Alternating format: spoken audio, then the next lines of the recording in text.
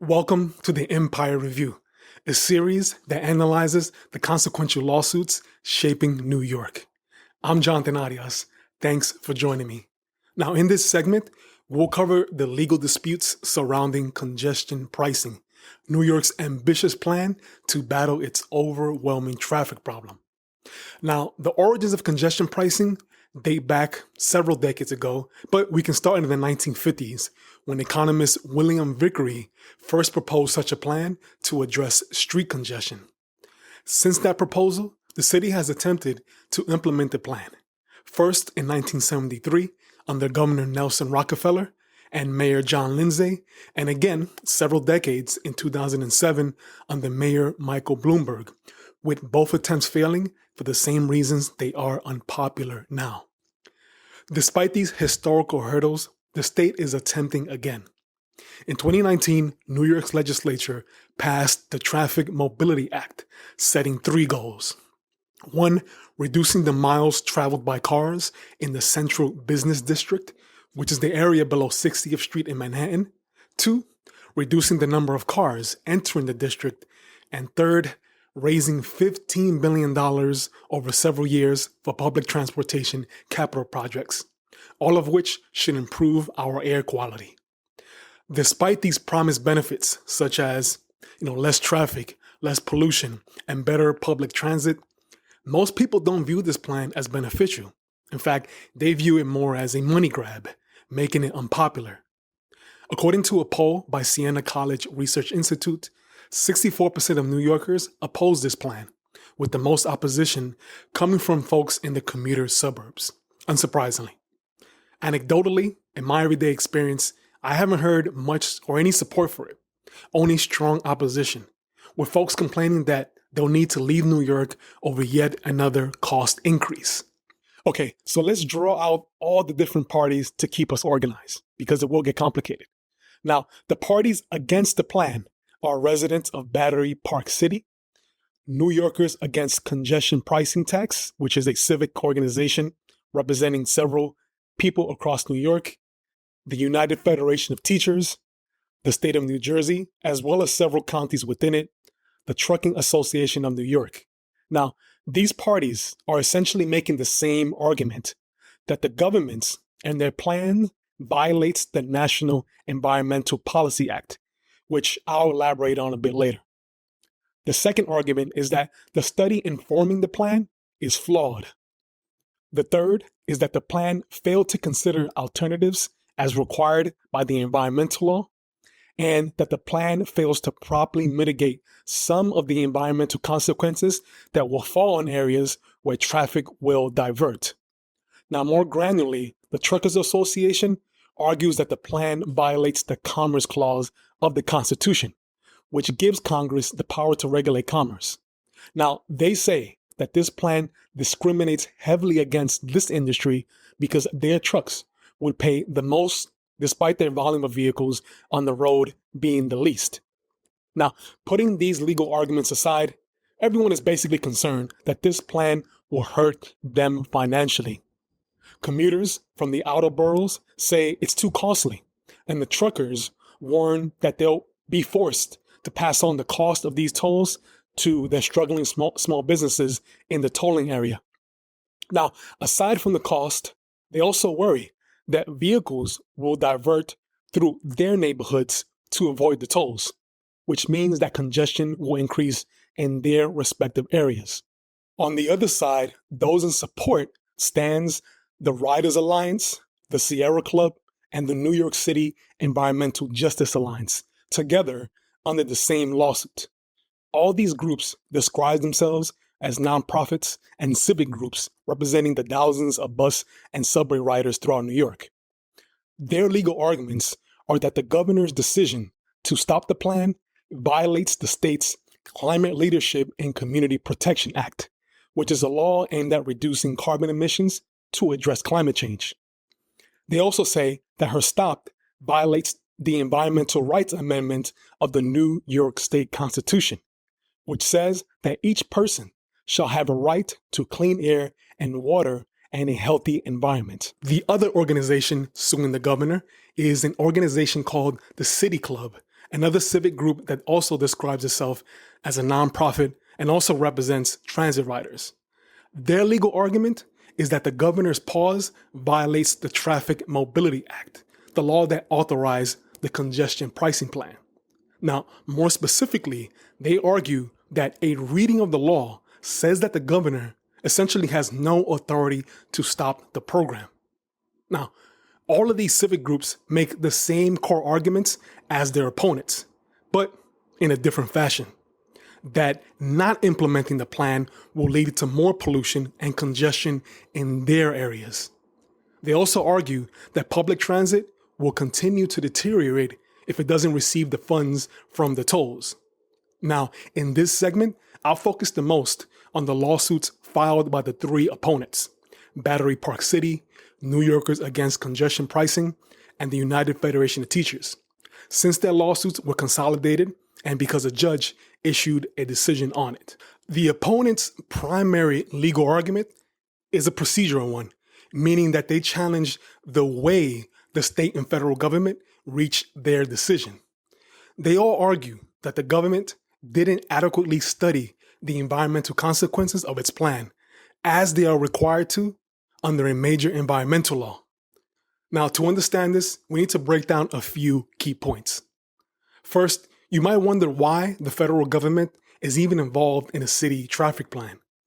Now, on the government side, the agencies, and you have to bear with me on this one, the agencies involved are the U.S. Department of Transportation, the Federal Highway Administration, the MTA, the Tri-Borough Bridge and Tunnel Authority, the State Department of Transportation, and the City Department of Transportation, several organizations. They all collaborated during this process. Now, the federal agencies are involved because some roads in the city subject to the plan are part of the federal government. Since the plan would affect federal highways, it would need federal approval. Specifically, the Federal Highway Administration must approve the plan under a program called the Value Pricing Pilot Program. That was a mouthful. Okay. This federal involvement triggers the National Environmental Policy Act, or NEPA for short. Enacted in 1970, NEPA is a cornerstone of U.S. environmental law. It requires federal agencies to assess the environmental effects of their proposed actions before making decisions. Now, the goal is to ensure that the environmental impacts are considered in the planning process. Under NEPA, there are different levels of environmental review. The most comprehensive is a report called an Environmental Impact Statement, or short for EIS. An EIS is a detailed study that thoroughly examines the environmental consequences of a proposed action. It's required for major federal actions that are likely to significantly affect the human quality of the environment, the quality of the human environment, An EIS involves extensive analysis as well as public input and often takes several years to complete. Now, in contrast, an environmental assessment, or an EA, is a shorter, less detailed review. If the EA concludes that the proposed action won't have a significant environmental impact, the federal agency can issue what's known as a finding of no significant impact, or FONSI for short, instead of proceeding with a full EIS. So in this case, the Federal Highway Administration and the Department of Transportation, as well as all those other agencies, conducted an environmental assessment, the shorter version, and shared the results in a document that's not so short and spans 958 pages. This report ultimately determined that congestion pricing would not have a significant environmental impact, making the need for a more detailed environmental impact statement unnecessary. The plaintiffs argue that this wasn't sufficient. They contend that the proposed impacts of the plan are significant enough to warrant the more detailed EIS. They believe that the more rigorous EIS process would reveal important environmental consequences that the shorter EA may have overlooked or underestimated. Now, when I first read this argument, I seriously wondered how a 958-page report conducted over 4 to 5 years was not enough. And I also wondered how much more this plan needs to be studied. But putting that aside, New York City is one of the largest, most dense metropolises in the entire world. So the extent of how this plan is studied is extremely important because it will have significant effects, whether they are positive or negative. The previous argument, as I said, is a procedural one. You can view it as a technical defense of sorts against the plan. What the plaintiffs are truly worried about, in my opinion, is that traffic will divert through their neighborhoods, bringing noise and pollution, since drivers will naturally find ways around the tolls. According to the environmental assessment, average daily traffic and congestion would increase on Staten Island and the Bronx, as well as certain areas in New Jersey. For example, on Staten Island highways, the report found that traffic would increase by 2.8% under a situation where all vehicles are charged between $5 and $9. And on the Cross Bronx Expressway, all situations entertained by the governments showed increases in traffic, with the 2% increase being the highest. Under these findings, the plaintiffs are essentially asking, how could all this increased traffic in our neighborhoods not have a significant environmental impact? A 2.8% increase in traffic translates to thousands of cars, more cars rolling through our neighborhoods, emitting much more pollution. Since this is the case, you need to conduct further study as required by the law. And finally, the Battery Park City residents argue that they were completely ignored in the study, which mentions Battery Park City only a few times.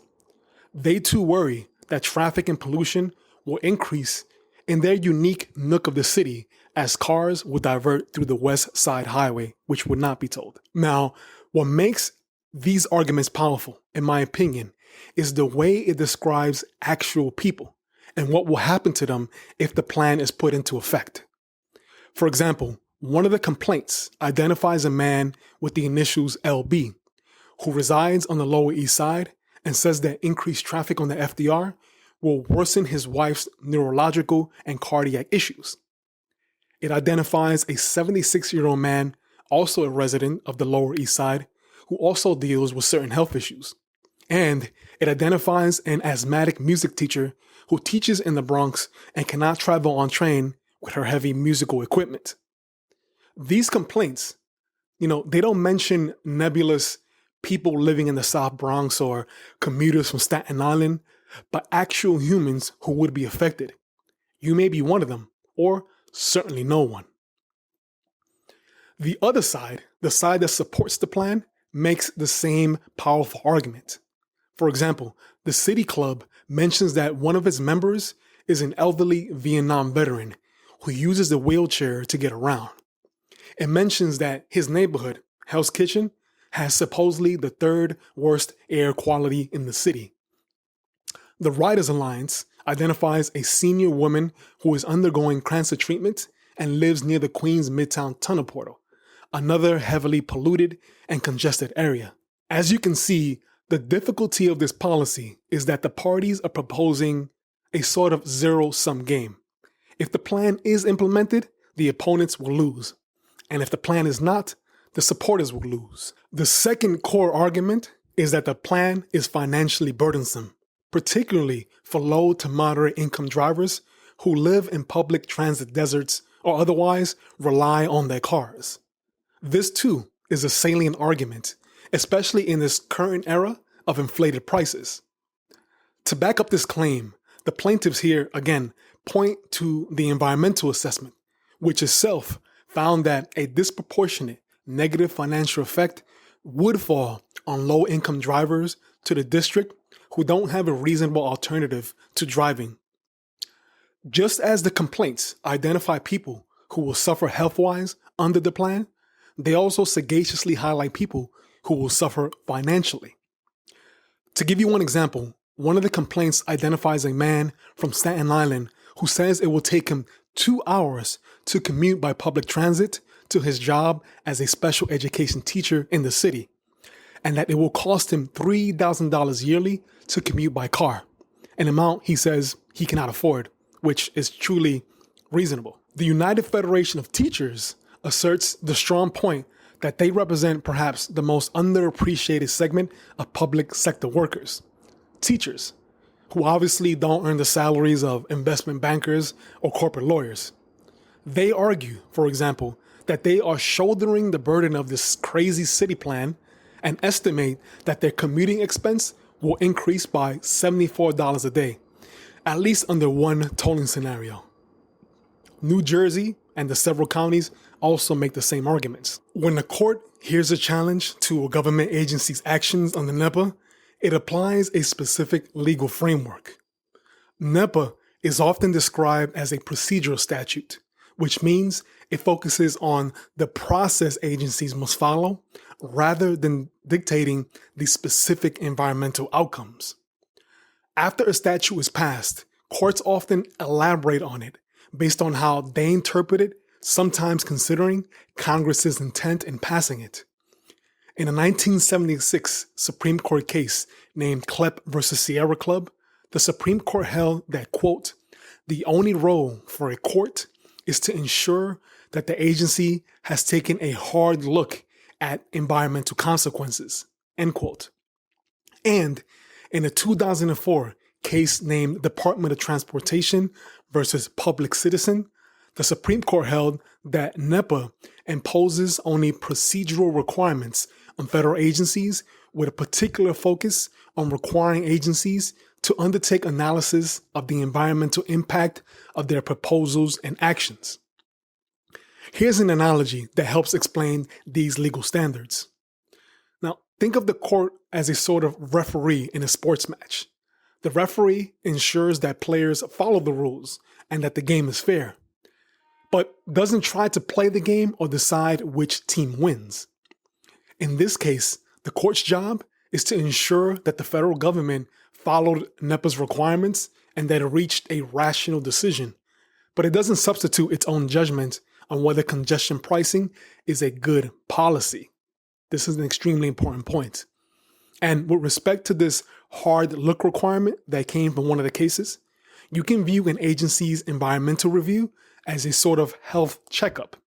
A hard look is a sort of comprehensive physical exam, not just a quick glance or a cursory check of vital signs. Now, let's focus on the environmental assessment, that 958-page document in which the government determined that the plan would not have a significant environmental impact, making the need for a more expensive environmental impact statement unnecessary. Now, I painstakingly reviewed this report, so you wouldn't have to, and was impressed by many of its remarkably precise predictions. For example, it predicts that under one tolling scenario, traffic in the business district would fall by 15.4% and by 19.9% under another scenario. It also predicts that across all tolling scenarios, between 16,000 to 42,000 fewer people would enter the district by car, and that 72 to 82% of the total reductions in traffic would be from drivers finding ways around the tolls.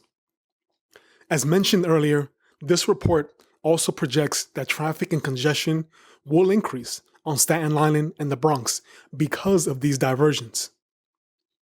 How did the government make these predictions? To understand how, we need to explore a crucial tool, the Metropolitan Transportation Council's best practice model, a traffic forecasting tool. It's considered the gold standard for analyzing large-scale transportation projects. Think of it as a weather forecasting system, but for traffic.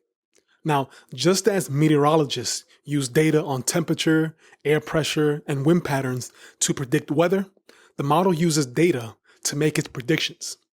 It starts with the 2010 census for baseline population information. Then it adds in what's known as real-world traffic counts, which are actual measurements of vehicles on the road, collected through methods like automated counters on streets and data from tolling systems. These counts tell us how many cars, trucks, and buses are using specific roads at different times. The model also incorporates data on how many people use public transit and surveys that ask households about their travel habits. It also considers how population, jobs, and other factors might change in the future. The model's representation of the road network is incredibly detailed, as you can see. Imagine a giant digital map of the entire region, Connecticut, New Jersey, New York, where every road is broken down into segments.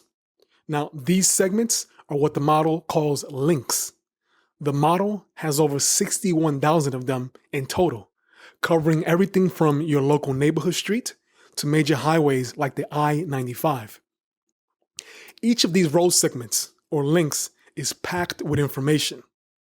The model knows, for example, how many lanes a road has, the speed limit it is, how many trucks use it, and whether it has a toll. This model is like having a sort of miniature version of the entire region's transportation network inside of a computer, where we can test different scenarios and see how traffic might change. Overall, the governments tested 7 different tolling scenarios, 7 ways of charging people. I'll explain just a few. Scenario A tolls all vehicles entering or remaining in the district with high rates during peak hours. For example, a passenger car using EasyPass might pay $9 during peak hours, but only $5 overnight. Scenario B adds caps on tolls for trucks and exempts buses. The peak toll rate would be around $10. So for instance, a delivery truck might be charged twice per day at most at this rate, regardless of how many times it enters the district, while a city bus would pay no toll at all. And scenario C offers crossing credits for vehicles using tunnels to access the district, along with some caps and exemptions. The peak toll rate would be approximately $14. So again, for example, a taxi might be completely exempt from this toll, while a for-hire vehicle, like an Uber or Lyft, would pay no more than 3 tolls per day at this rate. For each scenario, this model, the forecasting tool, simulates how 8.2 million households in the region make about 28.8 million trips on an average weekday. For each trip, it predicts things like, will the person drive or take the bus? Are they going to work or shopping? Where exactly are they going? Will they make any stops along the way? And what time will they travel? It's truly remarkable how much information this model has. It's almost as a panopticon, where it observes all of our actions, all of our moves. It's a bit creepy, and we'll get to that in another episode. But for right now, as you can see, this model is complex. And that's because New York isn't simple. A change in Lower Manhattan can ripple out to New Jersey or the Bronx. So the traffic model helps planners understand these intricate relationships, simulating how people might make decisions about their travel. Government agencies rely on this traffic model for critical decisions. It's been used for the region's transportation plan, the redesign of the Port Authority bus terminal, and even to ensure compliance with the Clean Air Act. In the case of congestion pricing, the Federal Highway Administration used the model to predict how traffic patterns might shift across the entire region under 7 different tolling scenarios. But it's important to remember that this model isn't infallible, just like weather predictions aren't 100% perfect.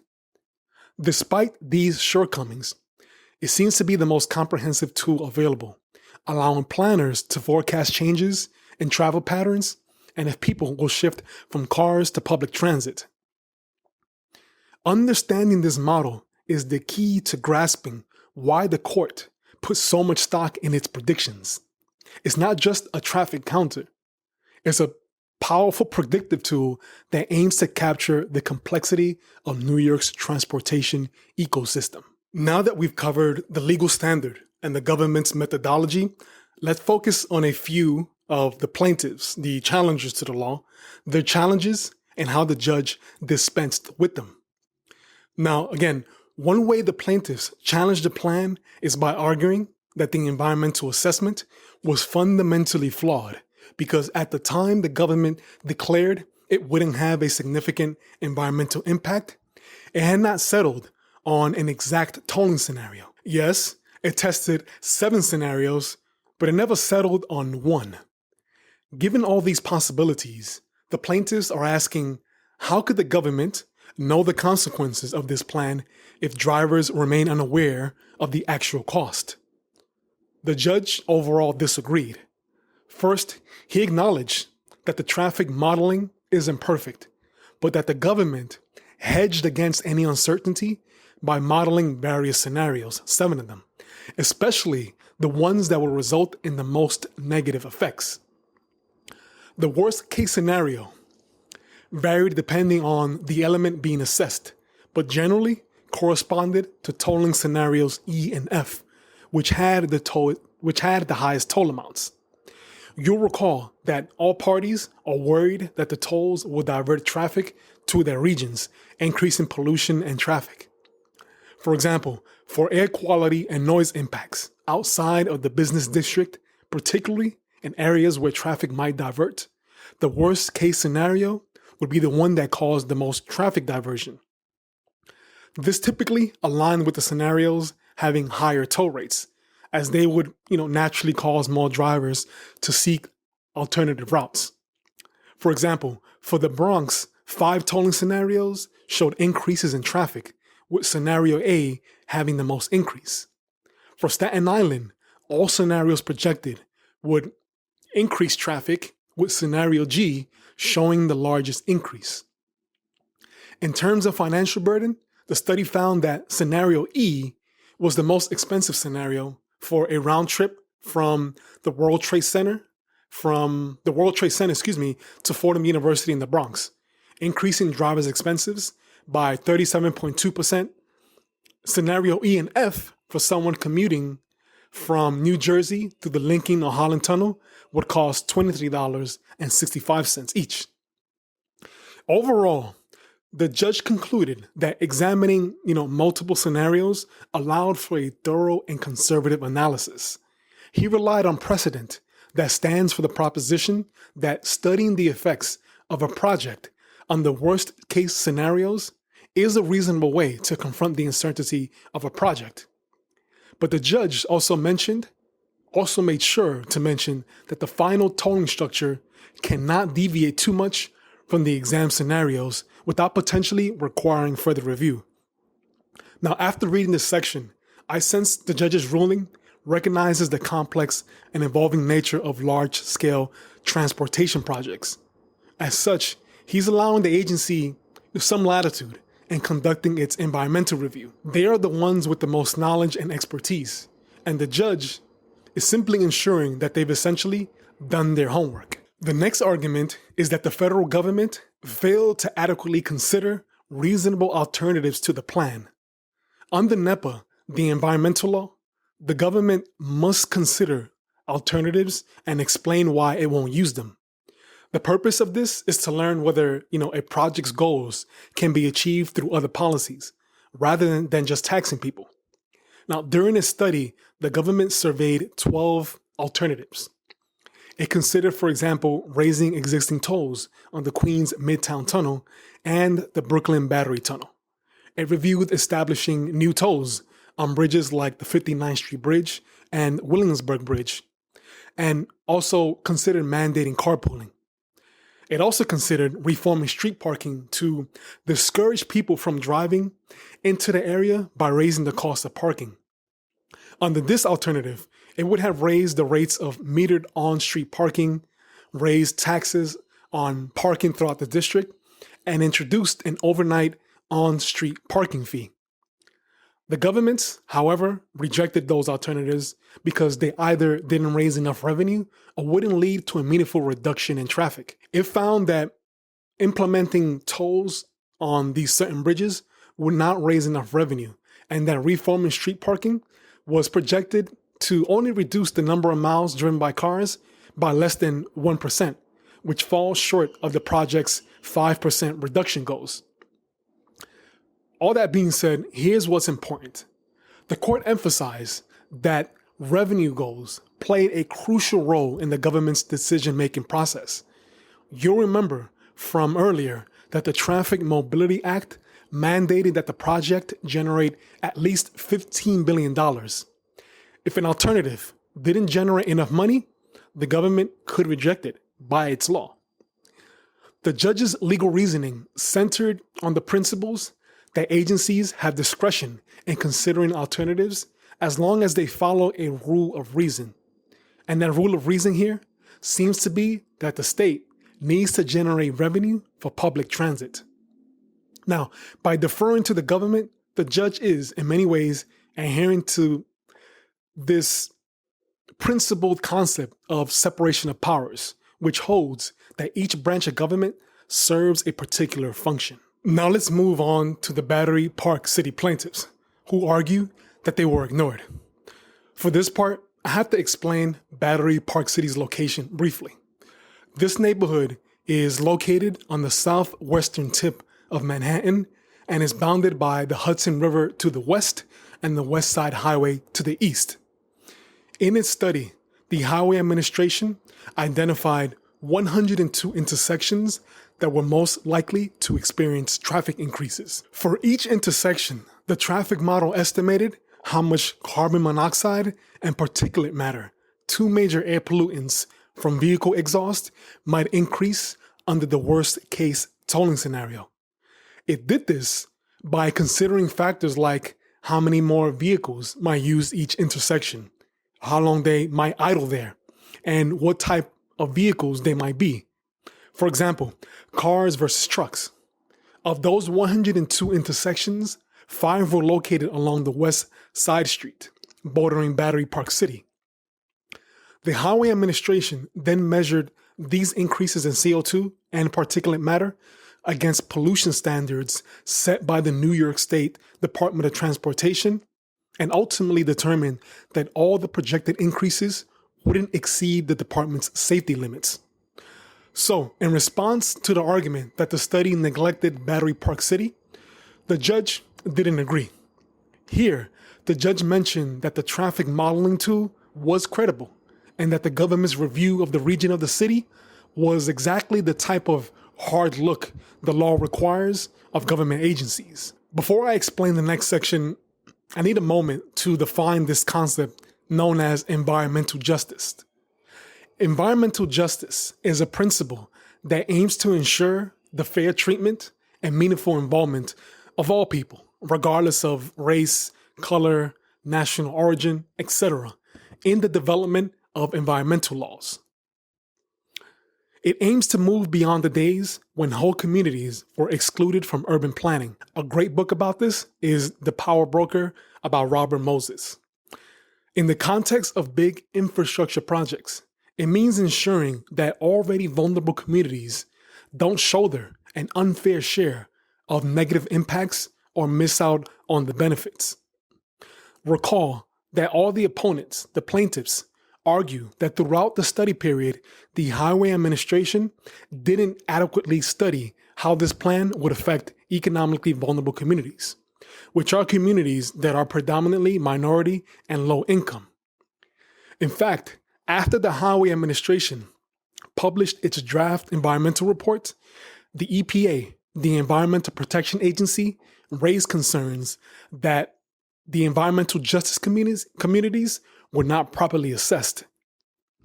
Now, in response, the Highway Administration conducted an additional technical study and appended the results to the final environmental assessment, the EA.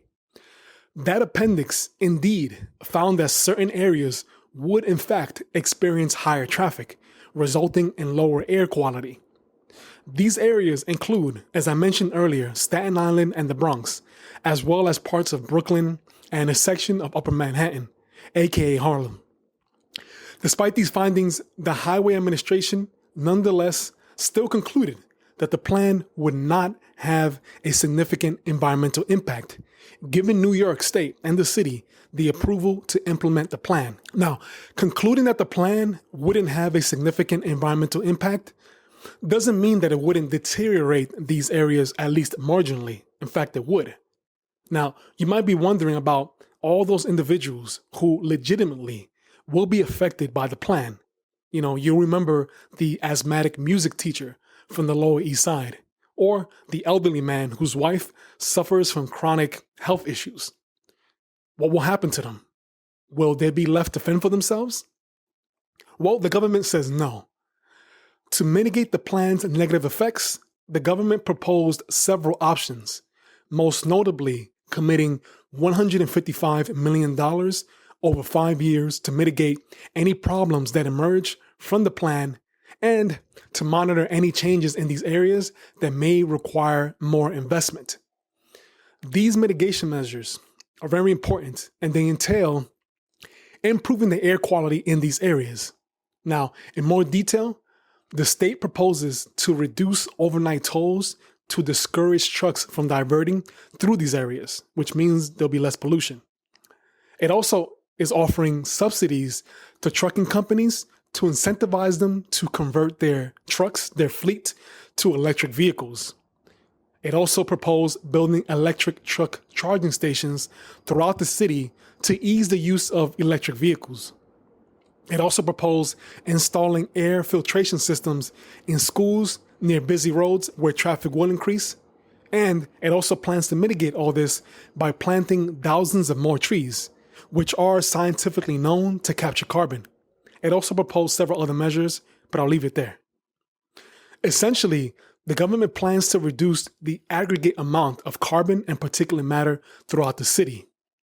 Now, legally, under NEPA, courts in this district, which is New York, technically known as the second district area, in this area have held that a government's commitments to attenuate the negative effects of a plan, as well as closely monitoring the areas for continued improvement, are in compliance with the law. Okay, so those are the mitigation measures for pollution.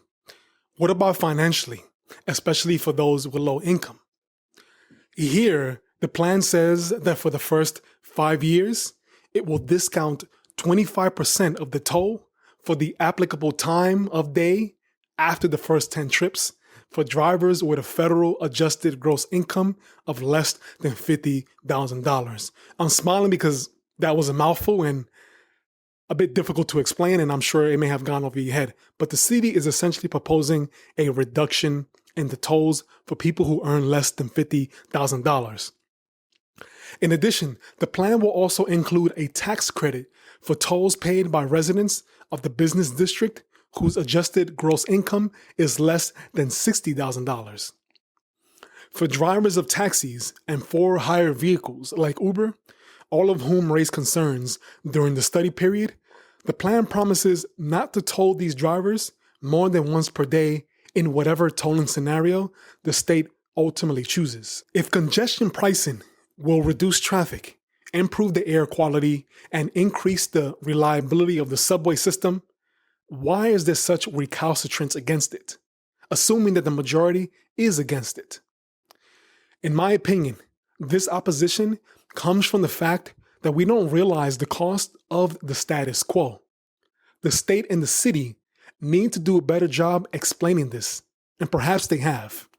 But more in detail, according to a 2006 report by the Partnership of New York City, delays endured by commuters, workers, and other travelers annually cost between $5 to $6.5 billion in lost time and productivity, and an estimated $2 billion in wasted fuel and other vehicle operating costs. Congestion also affects the cost of doing business and the cost of living in the tri-state region. This report found that traffic delays add to logistical, inventory, and personnel costs that annually amount to an estimated $1.9 billion in additional business cost. This report was released nearly 2 decades ago when traffic was less severe. the cost of doing nothing is already expensive. We all agree that this toll is annoying as hell. But if we look at the hidden cost, have we considered how much time we're losing stuck in traffic? Now that's time you could spend with your family or earning money elsewhere. Have we also thought about all that stop and go driving? That's burning extra gas and also wearing out our cars faster, increasing our maintenance costs. How much is this costing all of us to maintain our cars? Now, the state has to reveal these hidden costs of doing nothing. The additional hidden cost, which in my opinion is the more scandalous one, is that the state has already expended tremendous resources preparing for the program. For one, since 2019, it's reported that about 600 people have worked on this project, with some employees having spent the past 4 years on the environmental assessment. Overall, this assessment and all that work produced a 958-page report and an administrative record of more than 45,000 pages. Lots of trees have been destroyed. The MTA also entered into a $556 million contract, a $500 million contract for cameras, software, and other tools necessary to execute the plan. An article in the Wall Street Journal estimates that the estimated total loss of abandoning the plan will be roughly $700 million. Now, the environmental assessment is very clear about these sunk costs. On page 800 something, it says that, quote, the implementation of the congestion pricing program would result in the permanent commitment of natural, physical, and human resources that cannot be recovered after completing the project. This is perhaps, in my opinion, the most significant reason why I think this program will eventually be implemented. If it isn't implemented, it perhaps will be the most catastrophic, the most severe example of profligacy and money wasting by our government. The second reason why people seem apprehensive is unfortunately because the MTA has a checkered history of mismanagement and poor spending decisions. This is perhaps the main reason why New Yorkers perceive this plan as just another way to yank money away from us. The MTA has a well-documented history of inefficient spending on major projects. One example is the East Side Access Project, which connected the Long Island Railroad to Grand Central Terminal and ended up costing $16.6 billion, supposedly 7 times the average cost for similar projects elsewhere in the world. For this one project, the engineering contract was initially set for $140 million, but then metastasized to $481 million. Another example is the Second Avenue subway extension, which apparently cost $2.5 billion per mile, making it the most expensive subway project in history. Now, the reasons for these inflated costs are multifaceted and detailed in a remarkable expose by the New York Times titled "The Most Expensive Mile of Subway Track on Earth." Now, let me just say, the MTA does not have an easy job. Managing the most congested, most populous city perhaps in the world isn't simple, and mistakes are inevitable. But it's important that we point this out because it's one reason why people are apprehensive to being charged through this plan. This article by the New York Times highlights many of the inefficiencies and problems with subway construction. For instance, an accountant who reviewed the East Side project's budget could not account for what 200 workers were doing for a span of time on the project, leading to the conclusion that the workers were being paid to do nothing. Their pay for a day, $1,000. In other words, if this inference is correct, if it's reasonable, for an unspecified amount of time, the MTA dished out $200,000 for nobody knows what. How does this happen?